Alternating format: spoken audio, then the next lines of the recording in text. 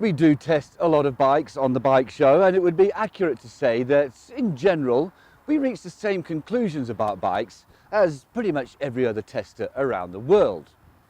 When Honda announced the CRF450L, which is a road legal version of their CRF450 range, there was great excitement.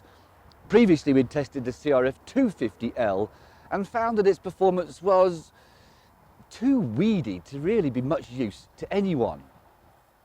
Therefore, putting the 450cc motor in was going to redress this imbalance and give the bike the performance that it not only needed, but also deserved. Verdicts from around the world seemed to back this theory up, and it seemed like all our prayers had been answered. However, I am going to fly in the face of popular opinion and completely disagree with everyone. First up, let's be clear about one thing. This isn't an adventure bike, as some people have claimed. It's what we used to call a trails bike, a road legal off-roader, which is exactly what it looks like. Ride to the countryside and then turn sharp left or right into the veldt and have a bit of fun. So far, so good.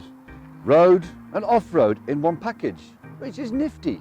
It looks good, tall, purposeful, looks like a nice off-road bike. But then it all starts to go downhill a little. Get up close and it's very plasticky. There's an awful lot of plastic everywhere. It even looks a bit cheap, which is a problem because cheap is the very thing it really is not. Let's swing a leg over it, and you do have to be tall, and we reveal the next issue, the seat. It is possibly one of the most uncomfortable seats that has ever been fitted to a bike that was designed to go on the road. I do know that off-road you're more likely to be standing rather than sitting, so it wouldn't be a problem, but seeing as this bike is going to spend more time on road than it is off, this seat is going to be a problem. So much so that it actually doesn't really make you want to get on the bike and ride it. Then we can start it up.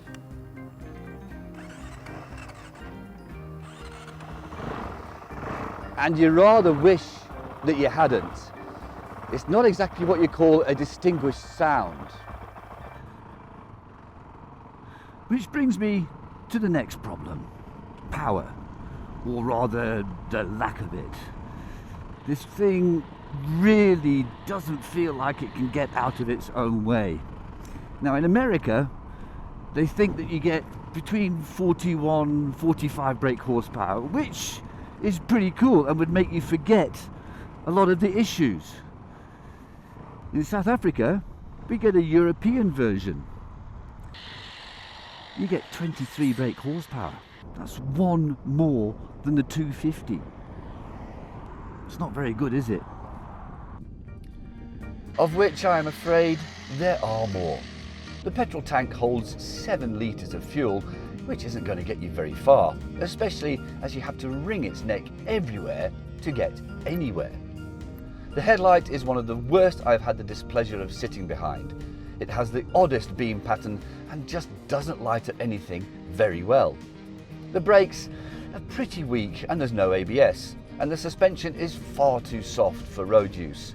If you get anywhere near the bike's top speed on a straight, it can feel a little alarming. Sorry Honda, we're still not done. The CRF450L gets a 2-year warranty and has 12,000 kilometre service intervals, and it costs 75,000 rand. The CRF450L comes with a 3-month warranty and has 1,000 kilometre oil change intervals. Now that would be fine if you were just riding it off-road, because 1,000 kilometres could equate to easily 10 hours of riding, a few weekends, which is acceptable. But on a bike which is going to be used on a road possibly every day, it's just not good enough. And it costs 125,000 rand. That is 50,000 rand more than the 250. Honda, it ain't good enough. Is it all bad? No. show the CRF450L a bit of off-road and a lot of the criticisms fall away. No, it's still not very powerful, but there's enough to have fun. The suspension comes into its own and the seat ceases to be a problem. But in truth, how many people are going to take a £125,000 bike, a street bike at that, and throw it around in the dirt? This bike is actually a lot more fun off-road than it has any right to be with that amount of power. It's just nice and unintimidating. But the problem with this, the 450L, doesn't come from another manufacturer. It comes from within Honda itself, in the form of this bike, the CRF450RX.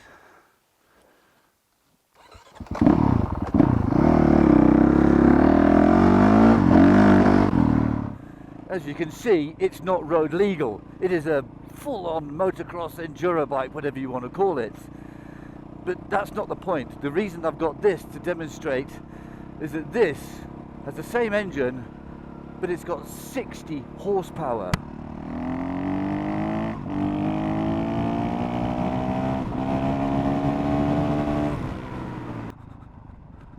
Bloody hell.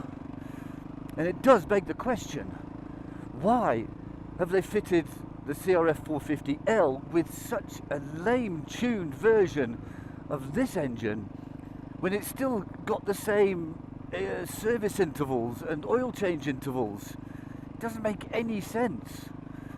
I mean, this is possibly a little too much for, you know, sort of soft off-road suspension when you're riding it on road, but there is that happy medium, which is what the Americans get, with about 40 odd horsepower. I'm not even going to bother attempting to take this off-road because it's too much for me. I will admit that happily, but it doesn't often mean it's not fun.